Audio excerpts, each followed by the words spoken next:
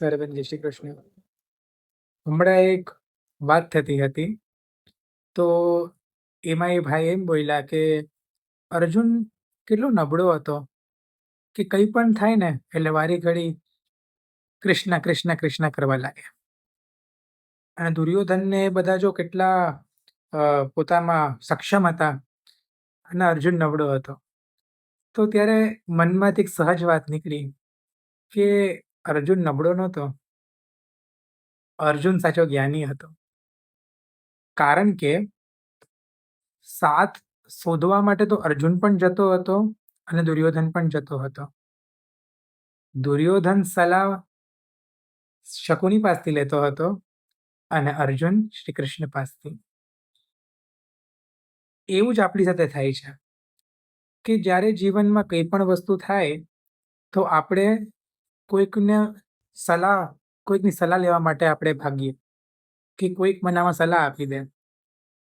હવે એ આપણા મિત્ર હોય, એ આપણા પરિવારજનો હોય, બરાબર છે. પણ હવે એવા સમયમાં આપણે કોનો સંગ કરીએ છીએ ને એ બહુ મહત્વનું છે. અર્જુને શ્રી કૃષ્ણનું શરણ લીધું અને દુર્યોધને શકુનીનું, અને અંત પરિણામ તો આપણે બધા જ જાણીએ છીએ. માટે જ્યારે જીવનમાં આપણને વિપરીત પરિસ્થિતિઓ આવે છે, જો કે એ વિપરીત આપણા દ્રષ્ટિથી છે, બાકી એ તો ઠાકોરજીની દ્રષ્ટિએ તો એ આપણા માટે ખૂબ અનુકૂળ પરિસ્થિતિ જ છે કે જેમાં આપણે પ્રગતિ કરી શકશું.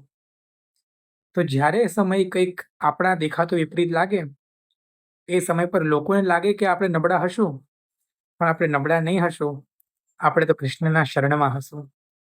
અને માટે બહુ એક સુંદર હાસ્યની એક વાત છે કે જ્યારે દુર્યોધન નારાયણી સેના માંગી લે છે અને અર્જુન નિહત્તા કૃષ્ણને માંગે છે, બરાબર, તો ઠાકોરજી એનું મસ્તી કરે છે.